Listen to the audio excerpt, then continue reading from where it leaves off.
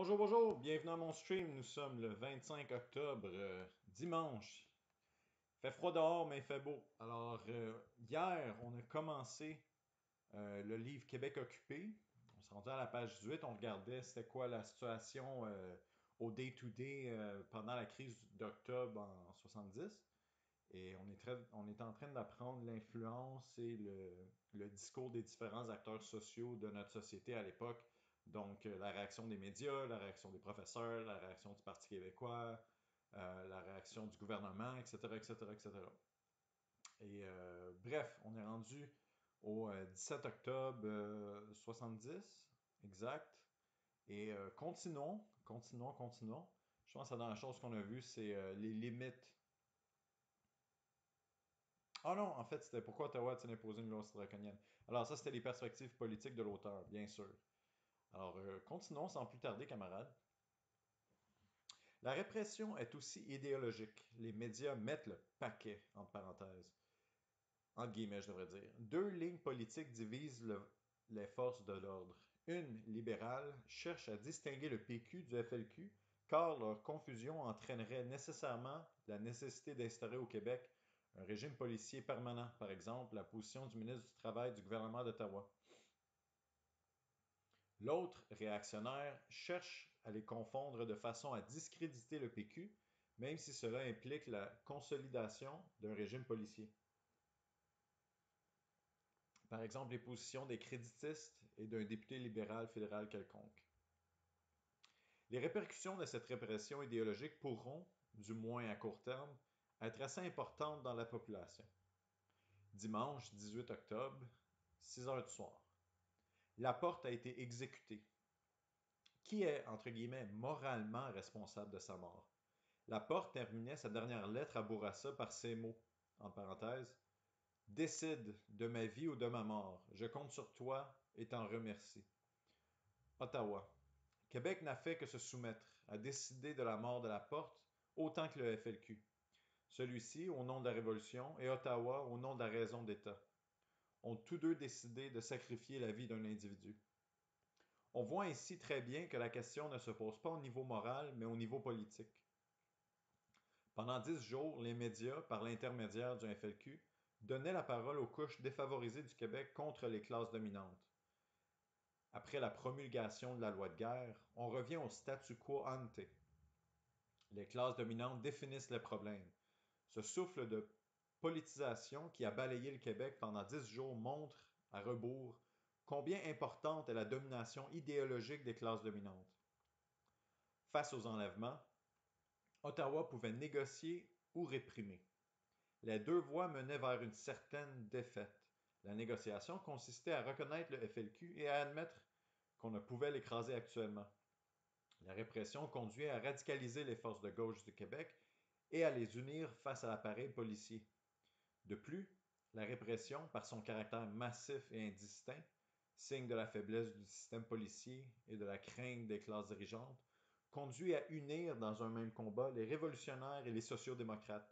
La prise de position ferme des trois centrales syndicales contre la répression est, à cet égard, significative. Puis c'est toujours ça l'idée de juger les choses dialectiquement. T'sais. Il y a une action qui entraîne une réaction des forces antagonistes, et cette réaction-là entraîne une contre-réaction des forces originelles. Alors, c'est comme une lutte qui se passe à chaque jour entre deux forces qui essaient de gagner la lutte, mais dès qu'ils s'activent, ils provoquent une défense et une contre-attaque qui provoque une défense, etc., etc., etc. Et ce qu'on voit très bien ici. Donc, le gouvernement n'a pas le choix, mobilise la police, de par sa mobilisation qui est absolument excédentaire à la gravité du problème, dans le fond. Ben, la population se politise, se rend compte des vraies intentions du gouvernement, se rend compte des exagérations de la police, donc se range derrière les revendications des militants et militantes, ont de la sympathie pour eux. L'État observe que la population a de la sympathie pour les militants de par leur opération répressive, engendre une campagne de salissage public, que les manifestants, c'est des casseurs, que c'est des radicaux qui veulent tuer du monde et casser la propriété privée, que c'est des fouteux de troubles, etc., etc. Donc, il y a tout le temps un aller-vient, puis être capable de lire les feuilles de thé dans ces allées-et-viens-là, nous permettent de prédire les actions de nos adversaires et de s'y préparer le mieux possible. On peut penser à la lutte à Hong Kong récente, où est-ce que, tu sais, il y a eu de la réaction-contre-réaction, puis une augmentation de l'intensité des stratégies des militants et militantes, sociodémocrates surtout.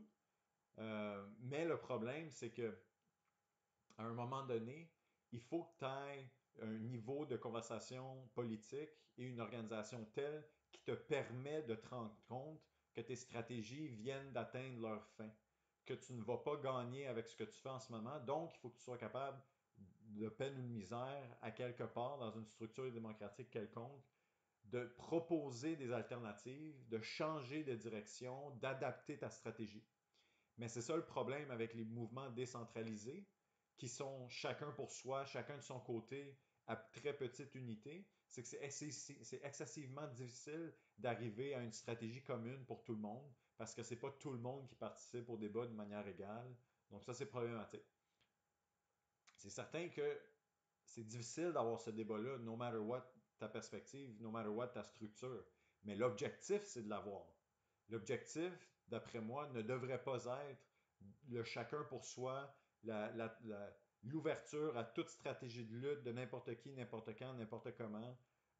Si ça te tente, tu le fais. Si ça te tente pas, tu le fais pas. Non, non, non. Au lieu de ça, il faut s'organiser ensemble puis aller dans la même direction.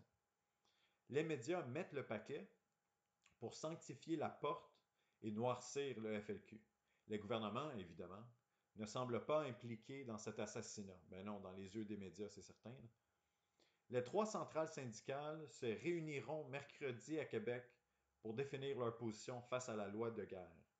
Ce que les militants de gauche n'ont pu réussir est obtenu par la répression d'Ottawa. Une première réunion des trois instances suprêmes des trois centrales syndicales québécoises. Lundi 19 octobre. Appel aux Québécois de Jean-Paul Desbiens. Les étudiants du Québec à Paris occupent la Maison du Canada. L'assassinat de Laporte a entraîné une peur, une panique folle dans les milieux de gauche du Québec. Après avoir téléphoné à tous les étudiants du département de sciences politiques, seulement une trentaine se sont présentés. Il manquait bon nombre de leaders de gauche du département, ainsi qu'un certain nombre de ceux qui avaient pris les responsabilités vendredi. Seuls quelques-uns ont maintenu des positions politiques fermes au niveau de l'action. Pour les autres, c'était la panique ou des prises de position farfelues. Par exemple, réunir de 2 à 5 000 personnes pour manifester devant les prisons. C'est dans des situations d'urgence comme celle-ci que se distinguent les militants sérieux des poseurs. Puis ça me ramène à la conversation du niveau de professionnalisme de ta tranche militante qui sont organisatrices dans une situation de crise. Je ramène de l'avant l'idée que tu acquiers de l'expérience avec le temps et les luttes pour te préparer dans le fond, être prêt à la réplique de la bourgeoisie contre ta manifestation populaire. Et donc, tu es mieux équipé pour anticiper la répression, formuler des mots d'ordre, aller de l'avant avec une stratégie unifiée, bien comprise, bien argumentée, prête à l'action. Tous les étudiants étaient d'accord pour voter la fin du débrayage. Mais que ferait-il du retour aux classes? Après de multiples pressions, les étudiants ont réussi à définir les deux objectifs suivants. Numéro 1. Utiliser les cours pour discuter de la situation actuelle. Et numéro 2. Contacter le FRAP pour voir s'il n'y aurait pas possibilité de diffuser, sous son nom par exemple, le communiqué conjoint de la CSN-FTQ-CEQ qui dénonce la loi de guerre. 2 comités d'organisation ont été mis sur pied pour atteindre ces deux objectifs. Mais j'ai l'impression qu'ils seront totalement inefficaces car les étudiants ont trop peur. Qui dit peur dit désorganisation, dit panique, dit manque de compréhension des rapports de force dans la lutte, des ressources qu'on a, des moyens qu'on peut utiliser, des stratégies qui sont disponibles, etc. Donc, quand on dit que les étudiants ont l'air d'avoir trop peur, pour moi, ça témoigne d'un manque de préparation militant, une culture immature et un niveau de politisation faible, ou trop faible pour la situation. Les étudiants du département auraient sans doute dû passer à l'action dès vendredi. Attendre à faire perdre 3 jours sans pouvoir rallier plus de gens prêts à passer à l'action. Pardon, je vais répéter cette phrase-là. Attendre a fait perdre 3 jours sans pouvoir rallier plus de gens prêts à passer à l'action, ce qui est un gaspillage de temps et de ressources. La presse, comme d'habitude, appuie totalement les positions d'Ottawa, parce que la presse est un organe fédéraliste. Jean-Paul Desbiens dit qu'il faut choisir entre le gouvernement et le FLQ, pardon. L'espèce de fausse dichotomie. T'es-tu avec nous ou contre nous? Les terroristes. Choix qui n'en est pas un, évidemment. Face à la répression, les forces de gauche n'ont plus maintenant que les centrales syndicales comme bouclier. Le PQ, n'étant pas un parti de masse, est naturellement incapable de mobiliser ses militants. Comment ça, incapable? Ils n'ont jamais eu la volonté. Le PQ ne mobilise jamais ses militants. Fait que cette phrase est un peu weird. Là. De plus, il est beaucoup plus porté actuellement à se démarquer du FLQ qu'à lutter contre la répression. Le FRAPP, pour sa part, est trop faible pour peser dans la balance. Et les multiples groupuscules de gauche ainsi que les intellectuels de gauche, face à cette répression massive, sont comme une poussière dans l'océan, malheureusement. Ils sont trop petits, ils sont désorganisés, ils n'ont aucun lien dans la classe, ils ont de la misère à mobiliser les gens, donc c'est difficile. Le gouvernement, par sa répression, oblige toutes les forces de gauche à se démarquer nettement par rapport au FLQ. Même son manifeste, qui avait été accepté par un nombre incroyable de gens, les hotlines, devient un sujet tabou.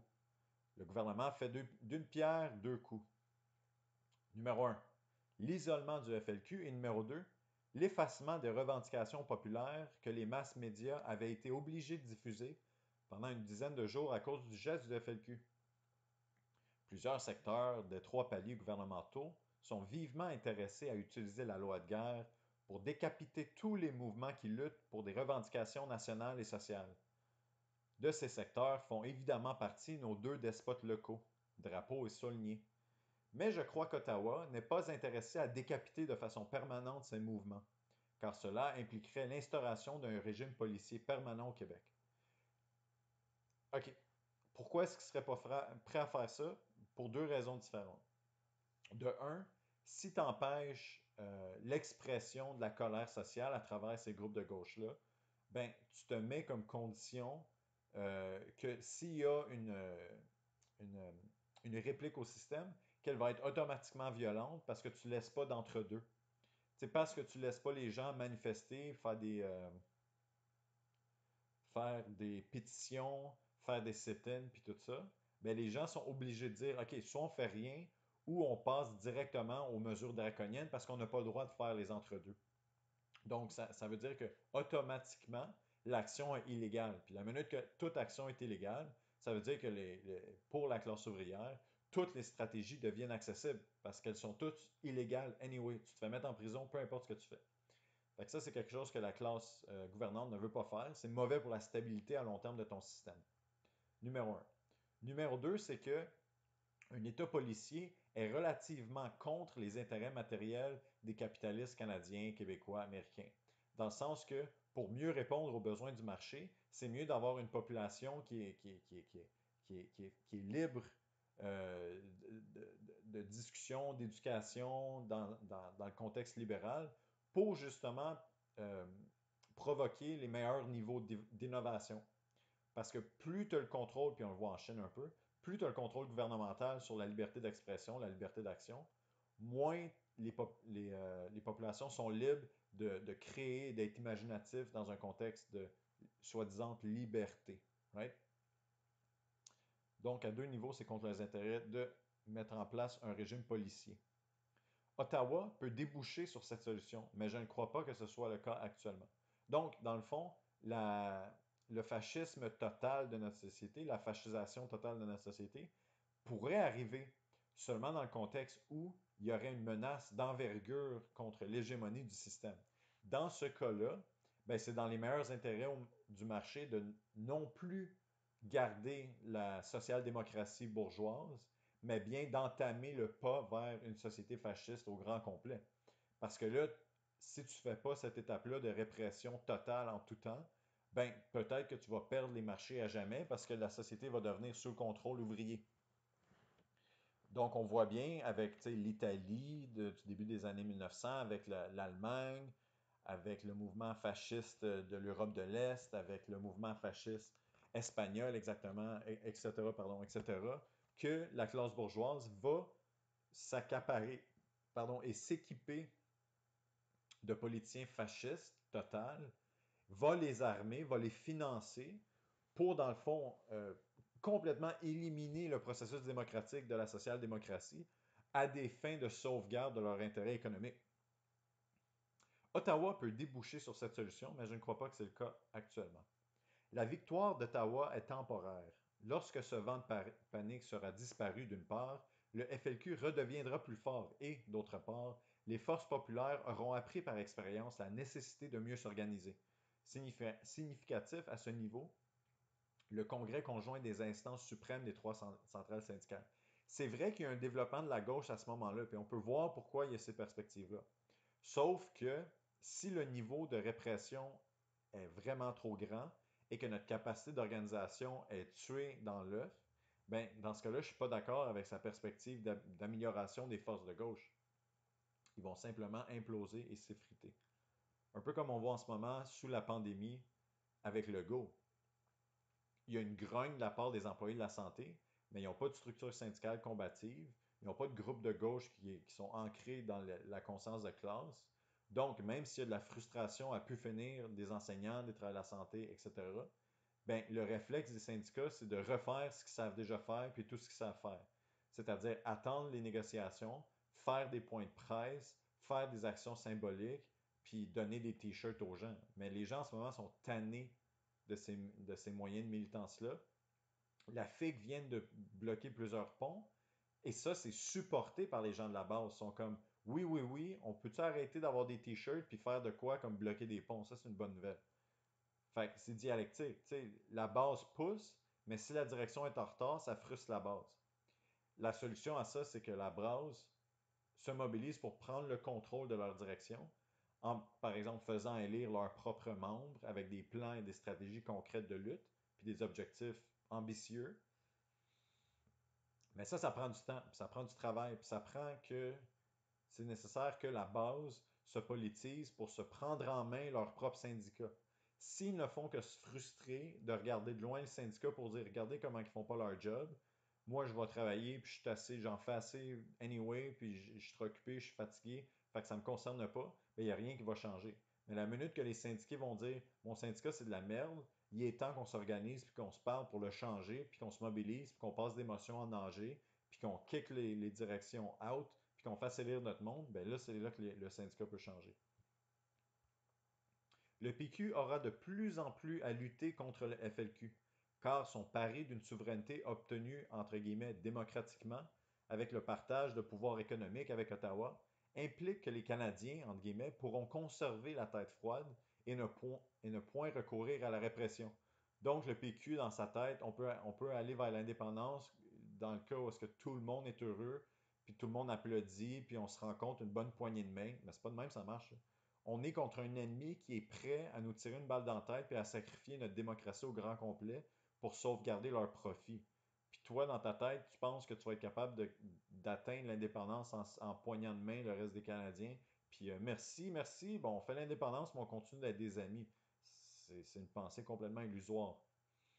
Or, une portion importante de l'establishment fédéral, l'administration Drapeau-Saulnier, ainsi que la minorité anglophone du Québec, sont prêtes à recourir à tous les moyens pour empêcher cette souveraineté.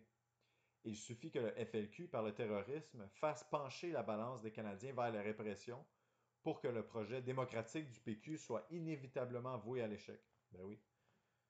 Ils vont associer le PQ et leur truc nationaliste au terrorisme. Ils vont dire faire l'indépendance du Québec, c'est un move de terrorisme. Et voilà, le PQ vient de perdre son approche politique complètement. D'ailleurs, il ne sera peut-être pas nécessaire qu'il y ait provocation du FLQ pour que l'establishment anglais ait recours à l'armée pour s'opposer à un PQ qui aurait obtenu la majorité des sièges. Il ne faut pas oublier que le Prime Minister de l'Ontario, M. John Robarts, a été le premier à prendre une position rigide face au FLQ. Et c'est ce même Robarts, si je ne m'abuse, qui disait que le Canada, lisez le capitalisme anglo-canadien, n'accepterait jamais un Québec souverain. Si Roberts est représentatif du capitalisme ontarien, cela signifie que celui-ci préfère le statu quo, avec répression militaire, à un Québec souverain qui, même s'il protégeait à court terme les intérêts de ces messieurs, voire le programme du PQ explicité dans l'option Québec de l'évêque, pourrait à moyen terme remettre en question ces mêmes intérêts. Ce qui est certain, c'est que, dans l'hypothèse du PQ au pouvoir, le capitalisme anglo-canadien hésitera entre la répression militaire et la négociation. Et s'il acceptait de négocier, il le ferait en conservant la possibilité de l'intervention armée. Donc, même dans l'hypothèse de la négociation, le PQ serait obligé d'amoindrir les exigences d'un programme déjà trop mitigé. Car que pourrait-il opposer à une occupation militaire ou à une négociation s'appuyant sur le chantage? C'est ça l'idée d'un rapport de force. Le PQ, ne voulant pas mobiliser ses membres, ne s'équipe pas d'un rapport de force de sa population. Si le PQ arrive et dit, ben écoute, c'est ça ou rien parce qu'on n'a pas le choix, parce que si tu n'acceptes pas, le Québec au complet tombe en grève, puis tout ton capitalisme qui exploite le Québec fait zéro argent. Fait accepte mes conditions parce qu'au moins tu as 60 cents sur ta pièce, au lieu d'avoir 0 cents sur ta pièce, comme on a en ce moment. Fait qu'avec rapport de force, ça serait l'opposé. Le PQ dirait, si vous voulez sauver le capitalisme au Canada, s'il vous plaît, acceptez nos trucs. Parce que si vous faites de la répression, ben là, on risque d'avoir un mouvement révolutionnaire. Mais dans les deux cas, le PQ agit comme le porteur d'eau du capitalisme québécois contre le mouvement révolutionnaire des masses. C'est ça le rôle du PQ, c'est ça le rôle du parlementarisme petit bourgeois. Sûrement pas les masses qu'il n'a jamais voulu mobiliser. Bon, comme d'habitude, le texte répète ce que je dis, maudit texte. Et les masses n'apprennent pas à se mettre en mouvement du jour au lendemain. Les jeux politiques deviendront de plus en plus serrés au Québec. Dans la presse, je lis au réseau anglais de Radio-Canada, M. Trudeau, en lisant un texte différent, s'est montré beaucoup plus sévère. Pardon, il a stigmatisé le FLQ qu'il a nommé à 4 reprises dans sa brève allocution. C'était l'une des rares fois que M. Trudeau prononçait un discours différent lors d'une même occasion pour ses deux auditoires de langue anglaise et de langue française. Un collaborateur du premier ministre a souligné qu'il fallait évidemment dire des choses différentes lorsqu'on parle à des chômeurs et à des hommes d'affaires. Donc, remarquez le paternalisme et le dénigrement du peuple français de la part de notre gouvernement fédéral. Les Canadiens français, les Québécois sont des chômeurs. Les anglophones qui écoutent le gouvernement, ce sont des hommes d'affaires. Alors, ça vous donne bien le caractère de classe qui est mixé au caractère culturel, qui est mixé au capitalisme. C'est significatif. La loi de guerre a pour but fondamental de briser la sympathie qui montait pour le FLQ et de jeter un voile sur les revendications populaires qui avaient pris forme durant les 10 premiers jours de l'enlèvement. Elle a pour rôle secondaire le démantèlement du FLQ.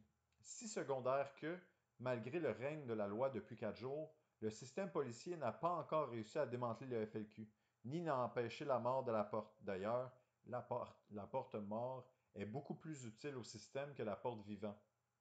Ouais, parce qu'ils vont instrumentaliser la mort de la porte pour enlever le support populaire au FLQ et de baquer les moyens de répression de l'État. Ni à dénicher où Cross est enfermé.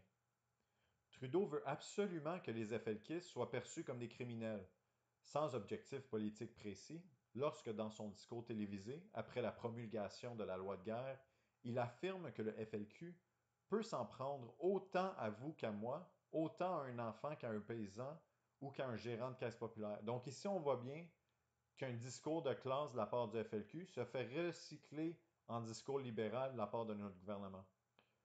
Le FLQ s'en prend à l'élite économique, l'élite dirigeante, l'élite contrôlante, l'élite capitaliste. Puis le discours ou l'idéologie qu'on essaie de dissimuler dans les médias, c'est qu'il n'y a aucune classe au Canada, que tout le monde est aussi menacé l'un que l'autre, que ce soit le gouvernement, que ce soit le citoyen, que ce soit un paysan ou un gérant de caisse populaire. Et on dit bien caisse populaire parce que c'est caisse populaire au Québec, c'est une coop et c'est vu à travers la gauche comme une représentation d'élan populaire démocratique, blabla. Il fait de la basse démagogie et il le sait. Mais c'est son objectif. C'est ça qu'il veut faire. C'est ça l'idéologie que l'État veut promulguer. Qu'on est tous ensemble à terme égal dans cette société. C'est pour ça que les stars aux États-Unis ont fait des TikTok qui disent On est tous dans le même bateau. Regardez comment je suis misérable dans ma maison de 2 millions de dollars avec mes 2 piscines, avec mes enfants, tandis que vous, dans votre appartement, vous savez pas comment vous allez payer votre loyer le mois prochain. C'est la même chose. Mais non, il y a une séparation de classe. Pourquoi la cellule Chénier, ou Dieppe Royal 22e régiment, a-t-elle exécuté la porte? Il devait sûrement savoir que sa mort entraînerait un changement brutal dans l'opinion publique. Ils doivent se situer dans une perspective carrément offensive où le changement de l'opinion publique est vu comme temporaire, donc secondaire par rapport au but visé, l'affrontement avec la classe dominante. Dans cette perspective, il fallait montrer par cette exécution le sérieux révolutionnaire du FLQ. La cellule Libération semble se situer dans une perspective différente. L'enlèvement de Cross n'était qu'un moyen pour aider les forces populaires à s'organiser. Dans ce sens, l'exécution de la porte fait le jeu d'Ottawa. Ce serait pour cette raison que la cellule Libération semble si peu pressée de supprimer Cross. Mais, maintenant, le gouvernement ne peut plus reculer. Cette cellule est alors placée devant les alternatives suivantes. 1. Accepter le billet pour Cuba, ce qui serait dans leur perspective une victoire d'Ottawa, mais une victoire moindre que celle qui entraînerait la suppression de Cross. 2. Attendre que la police les découvre pour mourir l'arme à la main. Ils pourraient alors passer dans une certaine couche de la population pour des martyrs. 3. Se rendre lorsqu'ils seront découverts, ce qui serait une autre victoire pour Ottawa. Ou 4. Supprimer Cross, qui est aussi une victoire d'Ottawa. Si mon hypothèse est juste, la cellule qui a enlevé la porte et celle qui a enlevé Cross seraient complètement étrangères l'une de l'autre. Mais c'est une hypothèse. La cellule Libération n'a probablement jamais envisagé sérieusement qu'Ottawa pourrait refuser de négocier et encore moins qu'une autre cellule viendrait brouiller les cartes. Dans ce sens, elle a eu politiquement tort de croire que le gouvernement n'avait pas d'alternative à la négociation.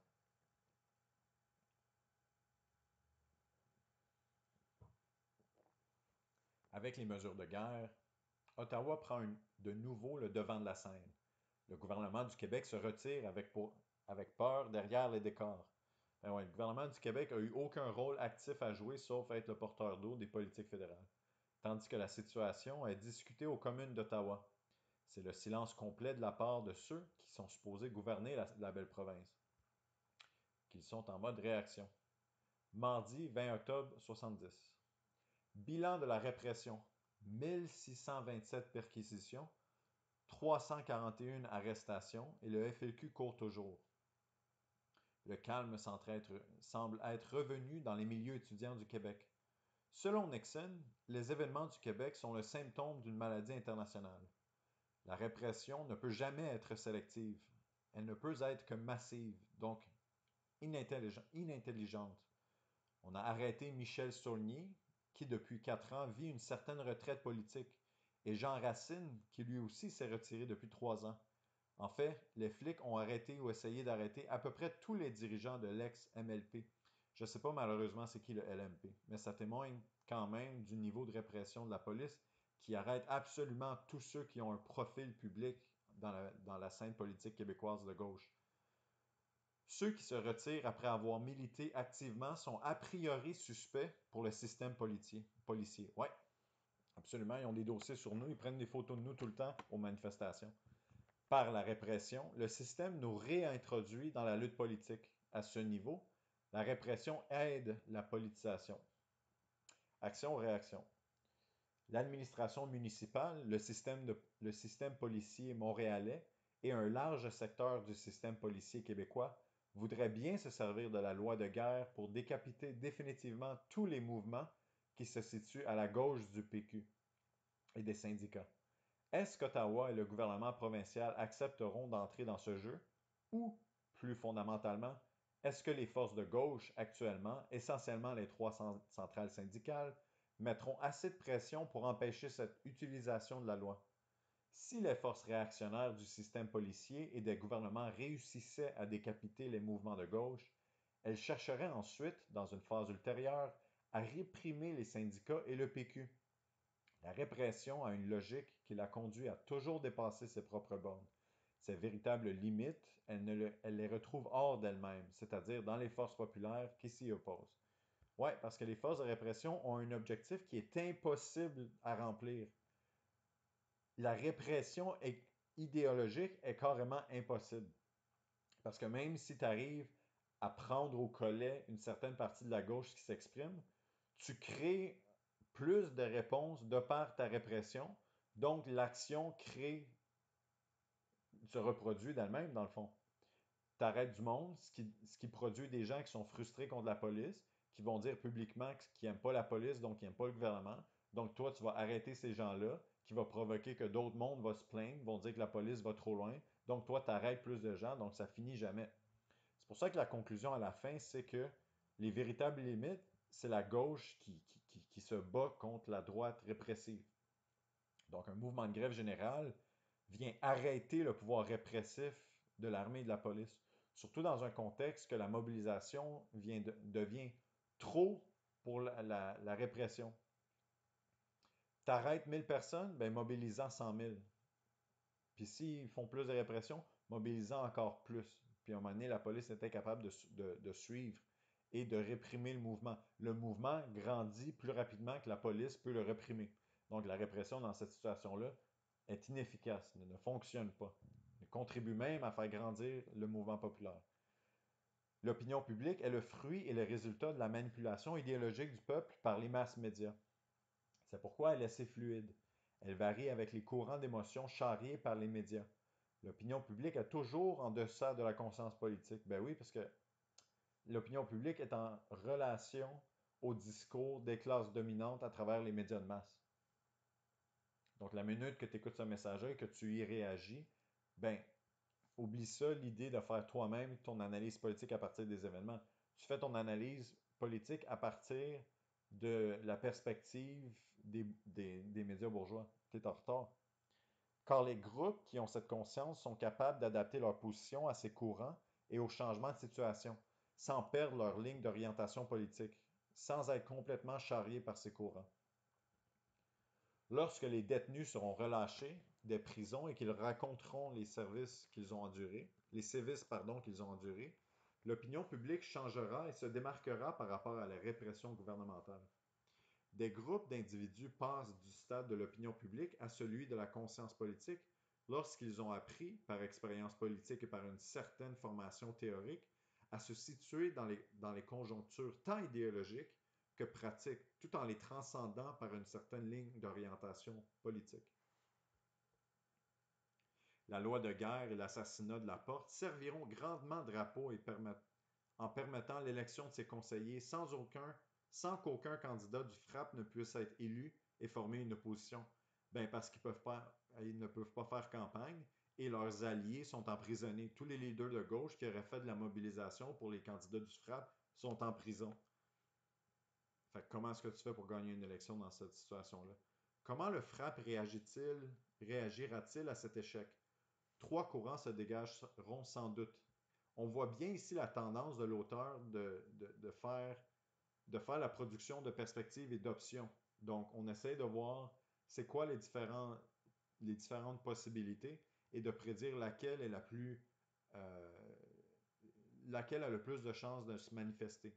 C'est la bonne manière de formuler des perspectives politiques. Le courant électoraliste qui critiquera la position prise lors de la parution du manifeste du FLQ. Attendez-moi une seconde. Comment le FRAPP réagira-t-il? Ben, trois courants se dégageront. Ah, ok, donc le FRAPP va se manifester à l'aide de trois courants. Il va y avoir un courant électoraliste qui critiquera la position prise lors de la parution du manifeste du FLQ. Qui dit électoraliste dit opportuniste. Il va regarder la réaction du public au manifeste du FLQ. Il va critiquer le FRAPP d'avoir été d'accord avec le FLQ. Le courant lutte populaire qui cherchera à canaliser le FRAPP vers les diverses luttes extra-parlementaires. Enfin, un courant qui se détachera du FRAPP pour former des groupuscules plus ou moins radicaux. Le FRAPP se relèvera-t-il de cet échec ou périclitera-t-il? Wow, périclitera. C'est rare que je lise ce mot-là. Les étudiants ont constitué le groupe social qui a manifesté le plus bruyamment son appui aux objectifs politiques du manifeste du FLQ. Mais ils ont été incapables de s'organiser, ni avant ni après la loi de guerre. Pourquoi cette impuissance? Lénine, lorsqu'il critique les intellectuels, montre que leur individualisme et leur inaptitude à l'organisation dépendent de leur mode de vie et de leur mode de travail qui sont, en fait, petits bourgeois. Ce que dit Lénine des intellectuels est valable pour les étudiants. Ainsi, l'esprit de compétition, chaque étudiant cherche à obtenir des résultats scolaires supérieurs à son voisin afin de multiplier ses chances d'obtenir une bourse ou une bonne job. Cette structure de compétition est à la base du travail étudiant. Au niveau du mode de vie, ils sont imprégnés de la culture pop qui les aide à se distinguer de leurs parents, même si ceux-ci sont ouvriers. Et on ne viendra pas me faire croire que la culture véhiculée par les grandes compagnies privées, Columbia Records par exemple, peut être une culture révolutionnaire. Donc l'argument ici est que l'idéologie véhiculée par la structure universitaire, celle de vouloir performer, celle d'être compétitif d'étudiant en étudiant, celle de provoquer un sentiment de différence avec la génération de nos parents et de dire si tu penses que je vais être concierge, si tu penses que je vais être secrétaire, si tu penses que je vais être n'importe quel travail qui est plus traditionnellement considéré ouvrier, fait en sorte que beaucoup des étudiants se ramassent avec des idéologies qui penchent plus petite bourgeoise.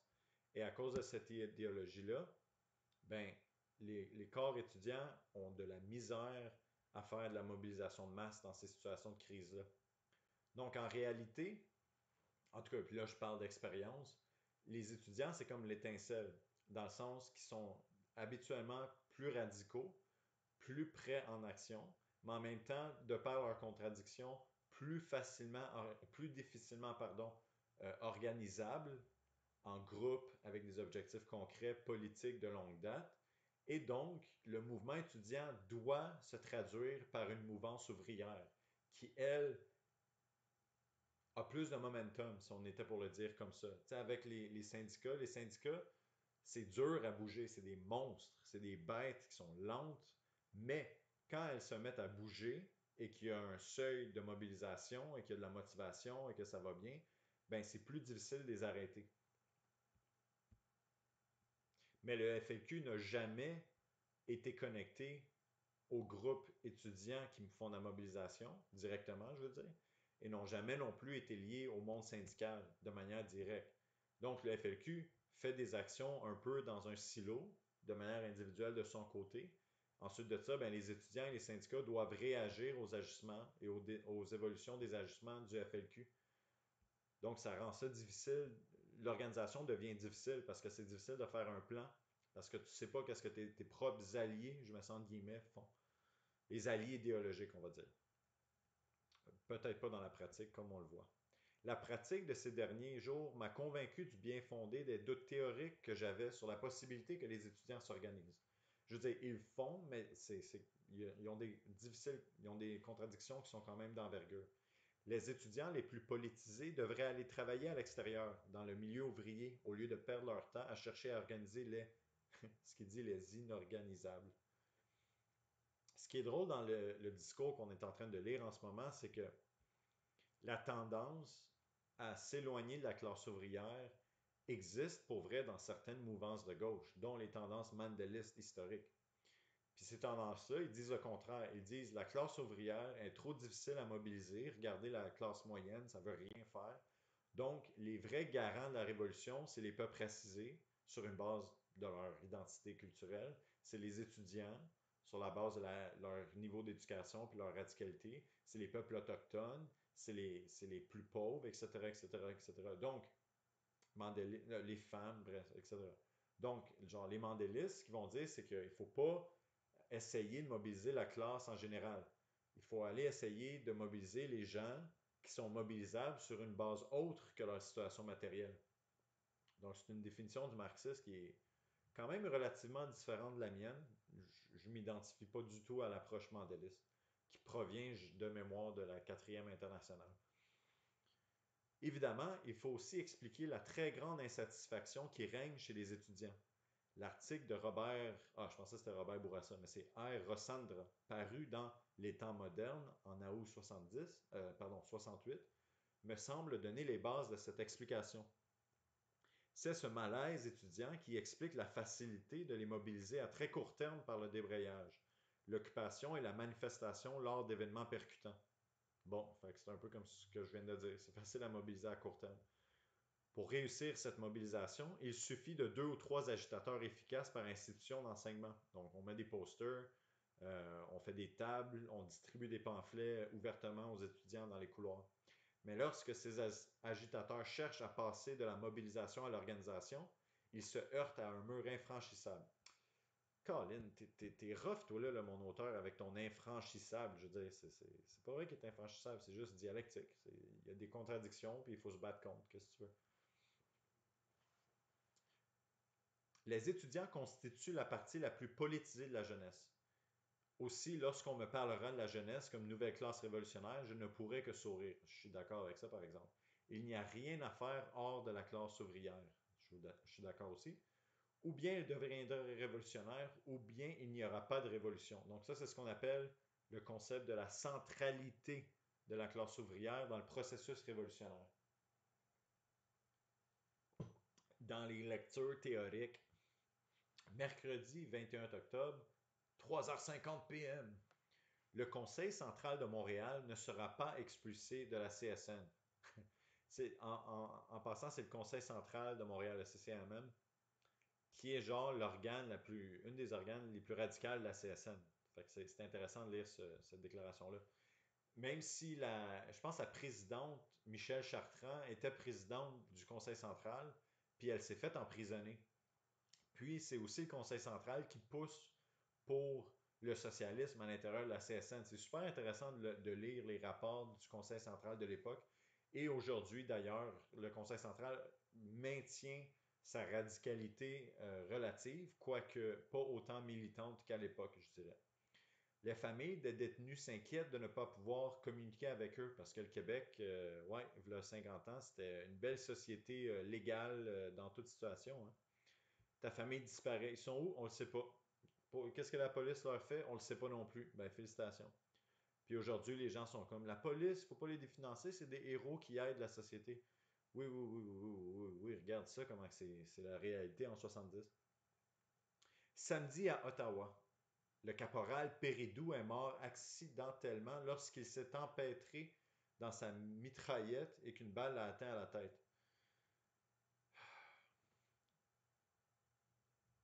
C'est stupide. Hier, Huguette Brazeau, 25 ans, et Paul Chalifou, 30 ans, sont morts lorsque leur auto s'est écrasé contre un camion immobilisé devant un barrage dressé par l'armée. Gilbert Chalifou, 43 ans, qui se trouvait également dans l'auto, a été sérieusement blessé. Ce que j'ai dans la tête, par exemple, c'est que c'était quand même des autos des années 60. Fait que peut-être qu'ils ont juste entré dans le barrage à genre 5 km/h, puis ça a été assez pour tout tuer les occupants parce qu'ils portaient pas de ceinture, puis c'était des tombeaux à roues, ces affaires-là, à l'époque, que le métal, il absorbait rien, fait que tout l'impact était absorbé par les passagers. Un Montréalais âgé de 20 ans, qui ressemblait, semble-t-il, à Paul Rose, a été abattu d'une balle hier soir alors qu'il a forcé un barrage de l'armée avec, dit-on, une motocyclette volée. Ouais, mais ça, c'est louche, là, comme histoire, là. Tu sais, t'imagines quelqu'un avec une motocyclette qui se dirige vers toi, puis toi, ton call, c'est il ressemble à Paul Rose! Puis là, ton réflexe là-dedans, c'est de le shooter avec ta mitraillette, c'est louche, là. La porte, mise à part, 3 morts et 2 blessés. Ok, fait que ça, c'est ma question, tu sais. Fait que l'otage du FLQ est mort. Puis là, les gens ont tendance à dire que c'est la faute du FLQ parce que c'est eux, par leur action, qui ont provoqué la mort. Mais est-ce que la même logique s'applique à l'armée, puis qu'est-ce qu'on vient de lire? Ou est-ce qu'on dit que c'est la faute des gens qui ont rentré avec la voiture? Mais si c'est le cas, est-ce qu'on ne peut pas aussi appliquer la même logique à la porte, par exemple, du fait qu'il a choisi ou qu'il a fait le choix d'être ministre du Travail, dans le fond? Puis, si on continue avec la logique, ben, la conclusion serait peut-être de dire que ben, être ministre du Travail ne devrait pas faire en sorte que tu es menacé de mort par des groupes terroristes, mais en même temps, conduire sa voiture à Montréal, ça devrait être sous-entendu que tu n'as pas de risque de rentrer et de te faire tuer par des barrages militaires. Fait que, bref, la logique est quand même intéressante. C'est quelque chose à considérer. La porte mise à part, 3 morts et 2 blessés officiellement connus, plus de 2000 perquisitions, plus de 300 arrestations, un nombre indéterminé de passages au tabac dans les prisons, des millions de dollars gaspillés. Et pourquoi? Cela n'a pas pu empêcher l'exécution de la porte et aucune cellule effective n'a encore été démantelée. Donc ça nous apporte aussi à analyser de manière différente le discours des manifestations Black Lives Matter aux États-Unis. Tu sais, quand il y a eu des émeutes, puis ils ont pillé des Targets, puis des magasins aux États-Unis, puis les gens disaient, ben là, tu sais, il y a une perte de vie humaine, mais là, est-ce que du pillage de boutiques, on peut comprendre ça et supporter ça de manière critique, ou on call out Black Lives Matter au grand complet parce que regardez le résultat de leur manifestation, ils ont eu du pillage des fois, puis on a lancé des briques sur des fenêtres. Ben, c'est la même chose ici, tu sais. Est-ce qu'on blâme la répression totale du gouvernement dans son ensemble stratégique comme totalement coupable de toutes ces choses-là qui se passent, qui sont complètement amorales, des arrestations sans cause, des emprisonnements sans droit aux prisonniers d'avoir un avocat, de contacter leur famille, etc., etc., etc. Je veux dire, si tu appliques la logique à une, il faut que tu appliques la logique à l'autre. Puis c'est un peu ça que je t'essaie de faire en ce moment. J'ai l'impression que Trudeau joue au cowboy, d'avoir mis ce dispositif militaire sur pied et de se promener en limousine blindée ou en hélicoptère accompagné des soldats en battle dress portant une mitraillette doit lui donner un aussi grand thrill que lorsqu'il a essayé d'aller de Miami à Cuba en canot. Mais quel con. Un tel dispositif militaire pour une trentaine de Felkis, il est décidément très malade. Mais dans le fond, c'est pour renchérir l'image de menace que représente le FLQ dans la symbolisme, dans la symbolique. Il pousse un message que l'occupation militaire est obligatoire pour maintenir la sécurité des Canadiens. Et donc, c'est concordant avec ce discours-là de s'entourer de soldats et militaires et mitraillettes et tout ce que vous voulez. Plus fondamentalement, il y a les raisons politiques. Il y a les raisons politiques. Arrêter la montée de sympathie pour la FLQ, effectivement. Et deux, stopper la formulation de revendications populaires par un spectacle policier et militaire qui terrorise l'ensemble des milieux de gauche au Québec. Bien, évidemment. Lorsque le bilan de son opération sera effectué et continu, cela lui pètera dans le visage et il s'en ressentira électoralement. Moins. Mais est-ce que ça va être une défaite aussi genre pété au village ou ça va juste être un petit dérangement, là, quelque chose qui va y gratter dans le dos, qui va se gratter puis ça va être correct.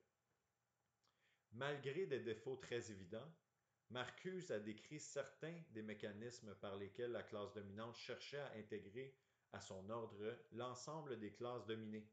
Un mouvement comme MÉ ou des actions comme celle du FLQ ont précisément pour fonction de briser, momentanément, à un ou plusieurs niveaux idéologiques, politiques ou économiques, cette intégration.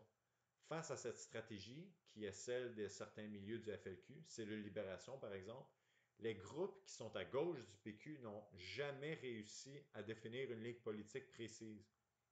Or, tant que la gauche n'arrivera pas à définir cette ligne politique, elle sera charriée par les événements, balançant entre le PQ et le FLQ. Donc, en absence de perspectives politiques, d'objectifs concrets pour lesquels on se bat en tant que gauche unie sur, genre, on est d'accord puis on a discuté de ces objectifs-là, ben, on devient réactionnaire. Donc, on devient à la remorque des événements, puis on se laisse guider sur le ruisseau, puis on ne sait pas où est-ce qu'on va finir. Fait que ça, c'est un symptôme d'une gauche désorganisée et dépolitisée. Puis le FLQ, en passant, ne fait rien pour résoudre le problème de cette désorganisation-là même. Je dirais même qu'elle incarne cette désorganisation de par leur format de fonctionnement de cellules individualisées qui ne communiquent pas entre elles. Donc, au lieu de résoudre le problème, elle perpétue dans sa reproduction. Ainsi, l'Assemblée des professeurs de l'UQAM n'est pas arrivée à définir une position politique qui se serait démarquée et des gouvernements du et du FLQ. Certains ont reproché à ceux qui ont dirigé cette assemblée de ne pas avoir proposé une position qui nous aurait clairement distingués du FLQ. Mais je préfère cette erreur à celle qui a consisté à être absent des événements. Ben oui, faire la moitié de la job, c'est mieux que de faire zéro de la job. Donc, il est mieux de manifester, de supporter les manifestations qui ont des revendications arbitraires, détachées, que de simplement les bouder parce qu'elles ne sont pas aussi parfaites et pures que nous, les grands penseurs de la gauche, on peut les imaginer. Il faut travailler avec ce qu'on a. Il est trop facile de ne pas se tromper lorsqu'on ne se mouille pas. Ah, c'est tellement une bonne... Wow! Je vais enregistrer cette ligne car je l'aime très bien. Certains ont reproché à ceux qui ont dirigé cette... Oui. Certains de ne pas avoir proposé une position de FAQ, mais je préfère cette erreur à celle qui consiste... Ouais, je l'enregistre puis je la partage dans mon groupe de militance. On a un sous-comité qui s'appelle Citation inspirante. Puis je vais partager cette partie du texte dans ce groupe parce que je trouve ça relativement cool. Laissez-moi une petite seconde. Parce que tu sais, quand on partage des copier-coller d'un document Adobe, Reader, whatever, ben, on dirait que le texte est tout désorganisé.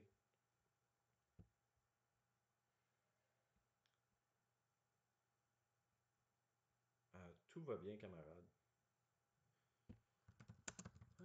Et voilà, j'ai rapidement répondu à un message qui m'était adressé. Alors, continuons. Ainsi, l'Assemblée des professeurs... Oui, je viens de lire. Le FRAP a commis la même erreur, même s'il a dit que ses moyens n'étaient pas ceux du FLQ. L'empirisme dans l'action, lutte sur le front du travail, de la consommation et de la politique, ne définit pas une ligne politique, effectivement. Donc, d'avoir des critiques du système, de dire ça c'est pas bon, ça c'est pas bon, ça c'est pas bon, ça n'équivaut pas à une ligne politique. Parce qu'une ligne politique inclut des buts concrets que tu vas aller chercher. Je sais que je me répète souvent, mais c'est parce que si vous regardez, c'est totalement absent des groupuscules de gauche du Québec contemporain, que ce soit les groupes MeToo, que ce soit La planète s'invite au Parlement, que ce soit QS, les groupes antiracistes, le mouvement pour les droits des Autochtones.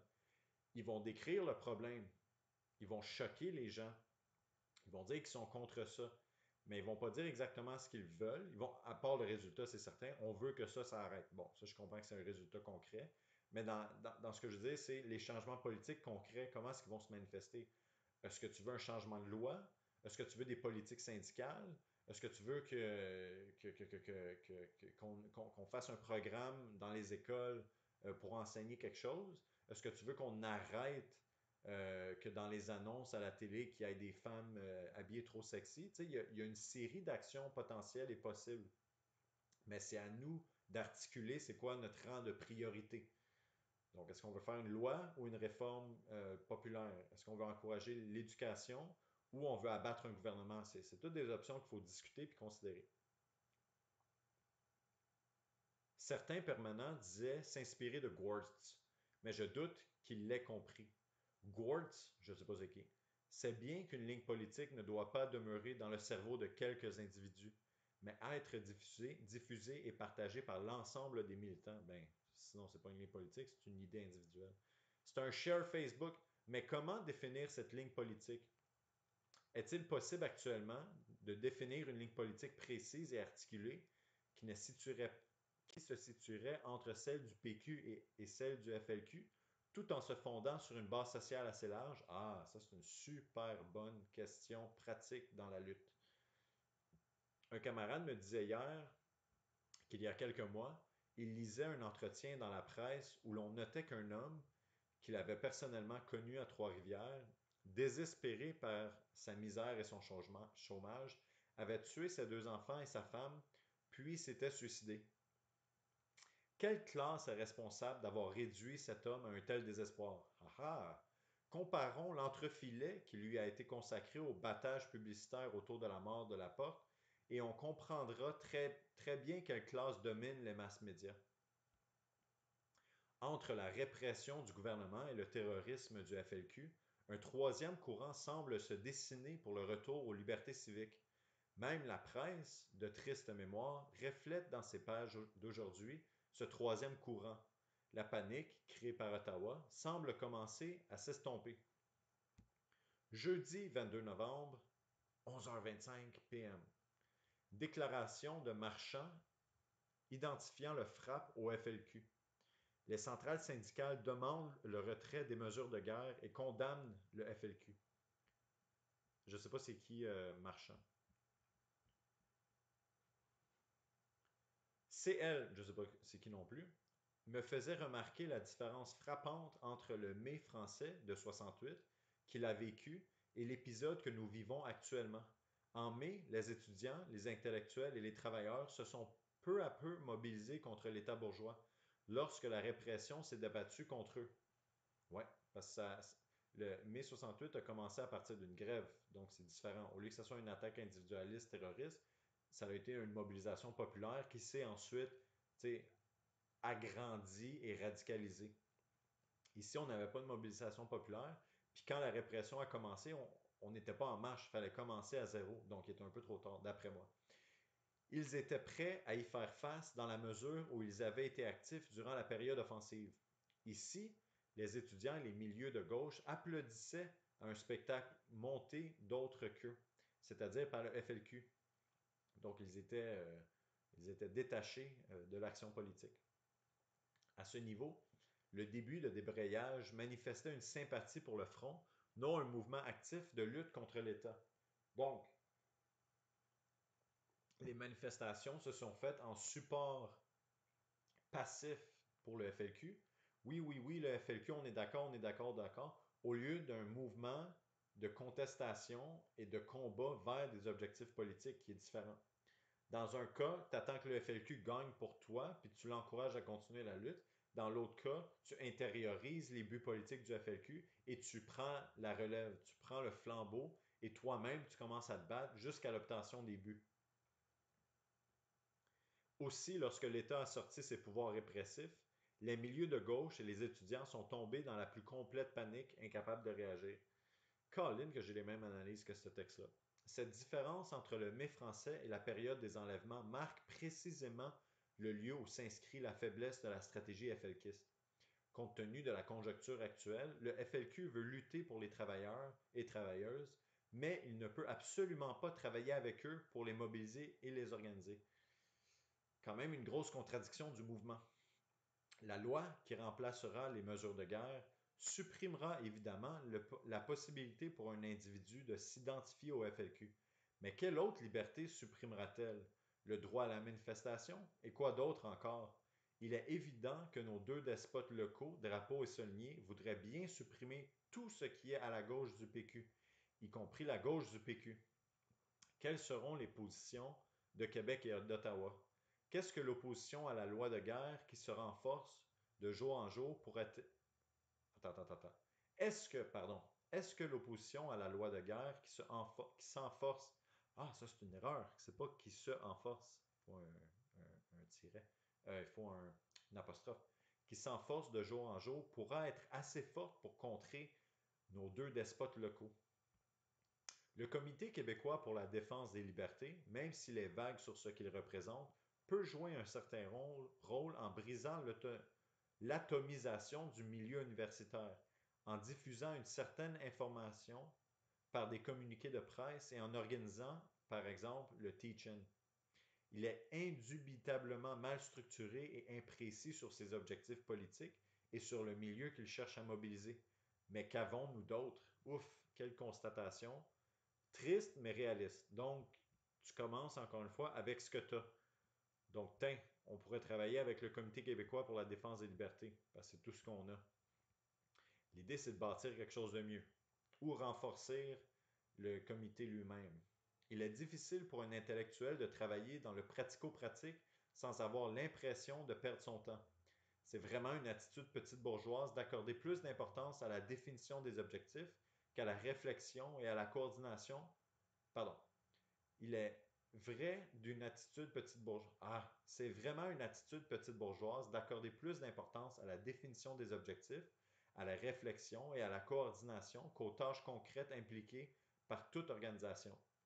Donc, ce que ça veut dire, dans le fond, c'est que si tu ne fais que de la théorie, que de la discussion, que du débat, mais que tu fais aucune implication de terrain, ben, tu fais que la moitié de la job. Donc, tu ne fais pas ta vraie job.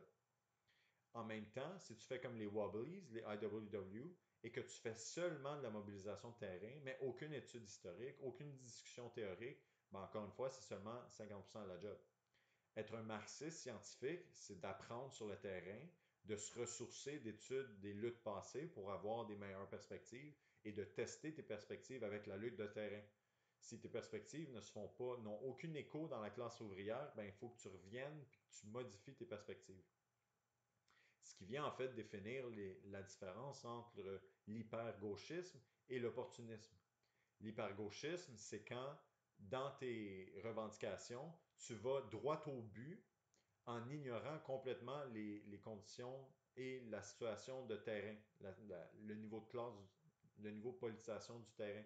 Donc, quand tu arrives et tu dis révolution demain matin, brûlons toutes les stations de police, ben la classe te regarde et te dit ben ça résout aucun de nos problèmes, c'est détaché de notre réalité de tous les jours, puis en aucun cas est-ce qu'on va supporter cette revendication-là. De l'autre côté, avec l'opportunisme, c'est que tu sacrifies tout aspect révolutionnaire à ton message et tu vas dans le réformisme le plus total. Comme par exemple, ben Biden, c'est un bel exemple. C'est un support à critique à Biden. Il faut se débarrasser de Trump, il faut élire Biden, donc travaillons gratuitement pour le Parti démocrate, qui est lui-même un parti capitaliste. Pour faire les deux en même temps, il faut identifier la marche à suivre avec les gens, à partir de là où est-ce qu'ils sont, en faisant le lien entre la lutte courante et le besoin révolutionnaire. Puis si on regarde avec le mouvement de 15 de l'heure, je pense que c'est un bel exemple à succès de l'approche de notre parti. Pourquoi? Parce que le 15 de l'heure a absolument résonné dans la réalité de terrain. C'est pour ça que les syndicats l'ont repris, c'est pour ça que QS l'a repris. Parce que c'est un message qui est vendeur. Donc, pas trop hyper gauchiste. Euh, mais en même temps, à l'intérieur de ce message-là, a la réalité d'analyse de classe et l'apprentissage par la lutte qui a un mouvement qui va se battre contre ta revendication, qui est le mouvement bourgeois, le gouvernement, les capitalistes, la police. À ces gens-là, tu fais la promotion de l'idée du dénouement de la lutte de classe. Donc, tu dis, aujourd'hui, on se bat pour le 15 de l'heure, mais pour réellement s'affranchir, il faut prendre le contrôle de notre société à travers le socialisme. Donc, tu fais les deux en même temps du mieux que tu peux. C'est plus un art qu'une science, vous le devinerez, mais c'est en se pratiquant qu'on devient meilleur avec la manière qu'on filtre notre message avec les masses en travaillant avec elles. Et en même temps, les masses ont leurs propres objectifs. Donc, nous, notre job, c'est de représenter leurs objectifs de manière concrète. Donc, un peu de voir ce que les masses veulent, mais que, comme on le voit, qui est diffus, qui n'est pas concret, qui est général, qui est optimiste, etc. Et de remettre l'accent sur le concret, sur le underground, sur le réel, sur ce qu'on peut aller chercher et gagner. Parce que c'est important de donner à la classe ouvrière de vraies victoires pour qu'elle se sente en confiance de lutter. Fait que bref. Lorsque j'aurai réussi à me débarrasser de ce défaut, ok, je vais lire la phrase avant. Ainsi, on recrée la division entre le travail intellectuel et le travail manuel, division qu'on veut précisément détruire par le socialisme. Lorsque j'aurai réussi à me débarrasser de ce défaut, j'ai l'impression que je pourrais centupler mon efficacité politique. Je suis infiniment d'accord avec ça. Quand tu es capable de faire les deux, là, tu deviens un vrai de vrai révolutionnaire et pas une espèce de militant de gauche, détenteur de la vérité avec ton blog, détaché des luttes de terrain, où est-ce que tu ne discutes jamais de tes politiques. Tu as juste des politiques puis des opinions de manière individuelle. Puis là, les gens like ton statut, mais vu que tu ne fais pas partie d'aucun groupe, tu ne discutes jamais de politique avec personne, tes perspectives politiques Ils valent pas. C'est de la merde. Ils sont complètement disconnectés et donc relativement inutiles. Ça, j'ai des amis de même dans ma vie de tous les jours, puis c'est vraiment triste de les regarder faire. Oh, je veux pas faire partie de groupe, tu sais, moi je veux juste avoir mes petites opinions à moi, puis parler de la gauche de manière abstraite. Ben ouais, mais c'est ça. Continue d'être abstrait. Beaucoup d'interprétations de type conspiratif courent dans les milieux de gauche.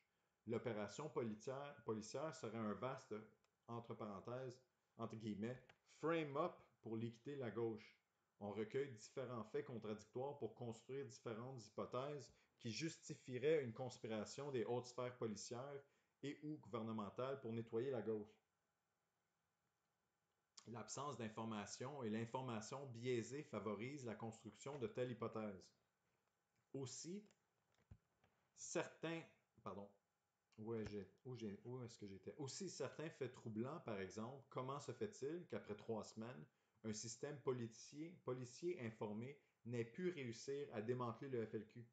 Comment se fait-il que Paul Rose, connu comme Barabbas dans La Passion, n'ait pas été perquisitionné avant la mort de Laporte? Car on sait que la police de Montréal a sur chacun des éléments de la gauche montréalais un dossier extrêmement détaillé. Moi, par exemple, Concordia, l'université, opère mon passé militant, un dossier de genre, je sais pas combien de pages, et des photos en détail mes allées et venues à Concordia de mon existence. Pourquoi? Parce que j'ai été représentant j'ai été VP externe et mobilisation politique pour le syndicat étudiant à Concordia. Et la raison pourquoi je sais ça, c'est que mon homologue, Lex Gill, qui était présidente, donc le même positionnement que moi, mais à un autre titre, a fait la réclamation à l'aide de la loi sur le droit de l'accès à l'information de son dossier à Concordia. Et comme de fait, tous les événements qu'elle a assistés avec photos étaient dans ce dossier-là. Et certains de ces événements-là étaient des événements auxquels j'étais à ses côtés. Donc, si l'Université Concordia, qui n'est pas un service de police organisé, financé, etc., a des dossiers de telle envergure sur ses étudiants, alors je ne veux même pas penser à la police qui est à chaque manif avec des hélicoptères, avec des caméras, etc., etc., etc. Puis des services secrets qui viennent infiltrer nos groupes Facebook, infiltrer nos mouvements, infiltrer nos conseils, pour nous déstabiliser, mais en même temps pour faire enquête sur les éléments les plus efficaces de la lutte populaire. Phénomène évidemment étrange, mais l'interprétation frame-up ou conspirative me répugne politiquement. Je suis d'accord, parce que le conspiratif, c'est l'analyse politique sans l'analyse de classe. C'est de voir, au lieu les intérêts matériels d'une classe qui se fait représenter par le gouvernement, de voir ça comme des individus vilains qui veulent faire du mal à cause de moralité défectueuse, mais qui ont beaucoup, beaucoup de pouvoir, mais isolés, qui font du mal à la société. Donc, quand tu rentres dans le conspirationnisme, le reste des capitalistes, le reste des gouvernements serait normalement bien pour l'humanité, sauf certains individus, groupuscules, regroupés qui veulent faire des mauvaises affaires. C'est bizarre, mais j'aimerais ça que les gouvernements soient conspirationnistes eux aussi. Donc, quand le FLQ fait du terrorisme, que leur répression soit uniquement pour le FLQ. Mais non, eux autres aussi ont une analyse de classe. Ils vont attaquer la gauche au grand complet parce qu'ils comprennent leur intérêt matériel et les nôtres. Mais nous, en réplique, de dire non, non, non, c'est juste certains gouvernements, certains acteurs capitalistes le problème. Le système est relativement OK à part de ça. C'est de se tirer dans le pied et d'être naïf quant à la lutte de classe qui se passe dans notre société. Il est préférable, selon moi, d'expliquer des phénomènes politiques par des causes politiques contrôlables. Quand on n'en est pas capable, alors on peut utiliser des interprétations de type conspiratif. Ok, c'est bizarre, c'est comme déclaration. Mais on va voir ce qu'il veut dire. De plus, je me demande si ce type d'interprétation n'est pas la conséquence et la justification de l'impuissance et de l'état de panique de la gauche. Ben, c'est certain. Lorsqu'on peut expliquer politiquement une situation, on peut aussi trouver la réponse politique pour la faire débloquer. Mais face à un frame-up, que peut-on faire sinon se cacher peureusement? Donc, quand c'est politiquement articulé, ben là, on peut voir comment est-ce qu'on peut se battre pour gagner quelque chose. Mais quand les événements sont hors de tout contrôle humain, ben là, c'est là qu'on tombe apparemment dans la réponse de peur, dans la réponse qui est apolitique, dans le frame-up, dans le conspirationnisme. Ça ne m'intéresse pas vraiment de faire des analyses de conspirationnisme. À part, bien sûr, quand ça existe de manière de genre planification illégale, en catimini, d'un plan en représentation des intérêts du capital. Comme par exemple les conspirationnistes qui existent et qui ont existé aux États-Unis, comme les chefs d'entreprise qui voulaient faire un coup d'État aux États-Unis pour renverser le gouvernement et la démocratie, pour instaurer un régime fasciste dans l'intérêt des grandes compagnies. Ça a existé aux États-Unis. Ben, ça, c'est une conspiration, d'après moi, parce que c'est pas l'appareil étatique et donc représentant de la classe bourgeoise en son entière qui a fait quelque chose, mais seulement certains individus dans un coin. Mais en même temps, on peut comprendre que c'est les intérêts de la bourgeoisie qui se faisaient défendre par cette tentative de coup qui s'est fait stopper par le leader de l'armée à l'époque. Donc l'un ne va pas sans l'autre. Évidemment, Drapeau, souligné côté, ont gonflé un dossier qui n'a pas été pour rien dans la décision d'Ottawa.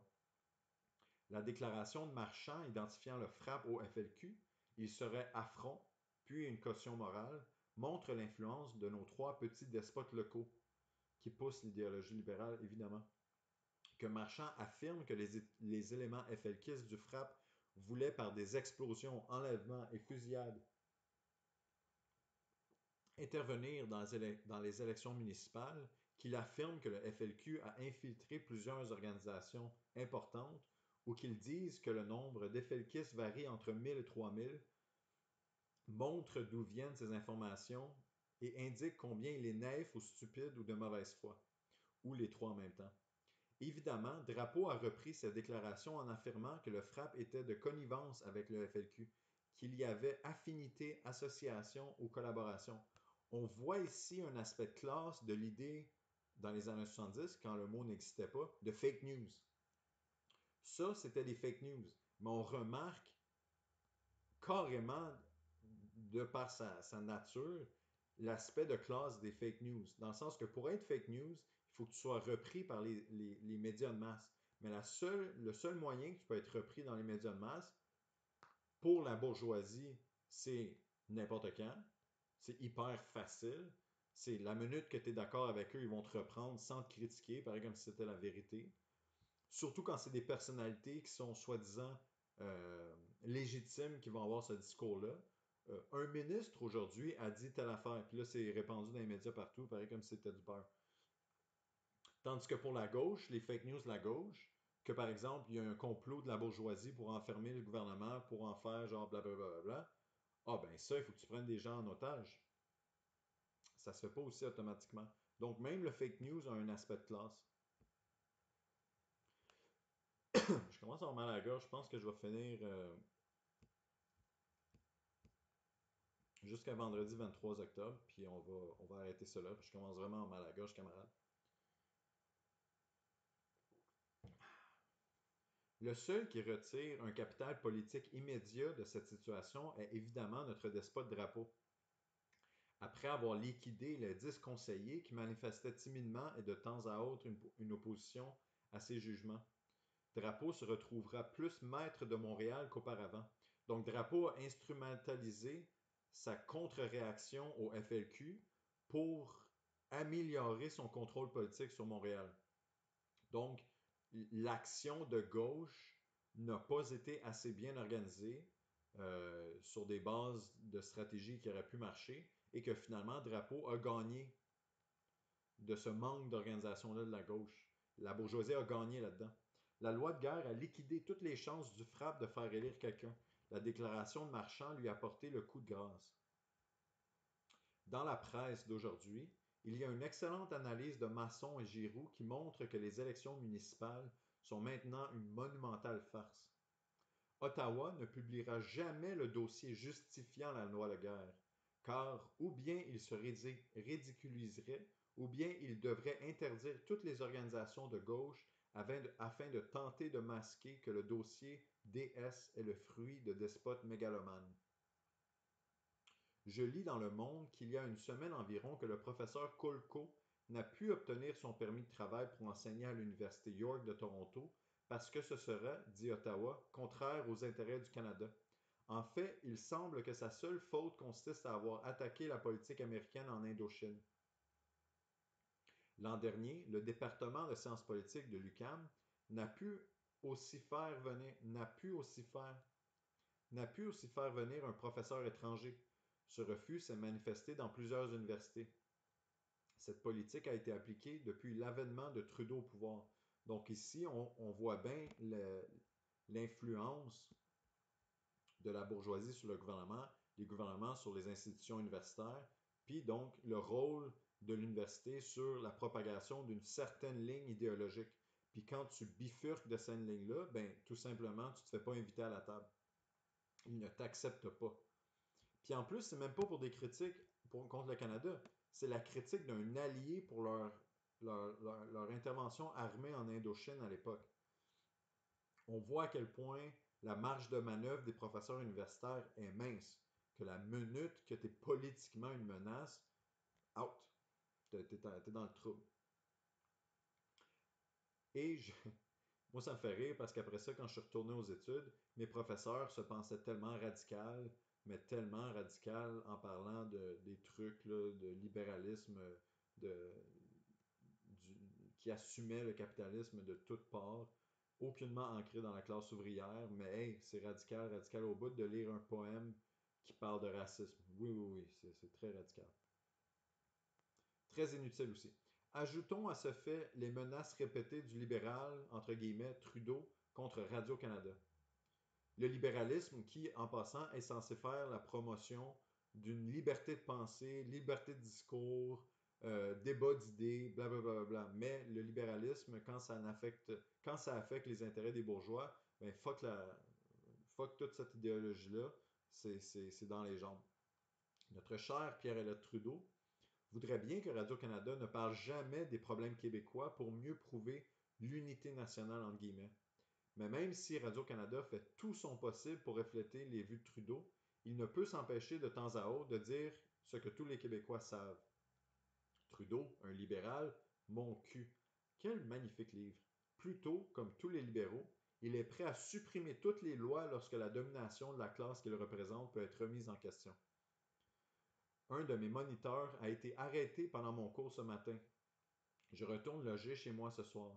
Je suis fatigué de coucher à l'extérieur. Au moins, cela vaudrait le coup si je pouvais être efficace politiquement. Il est évident que si les flics veulent m'arrêter, il est plus facile de le faire chez moi qu'à l'université. De toute façon, j'en ai marre et j'ai besoin de repos.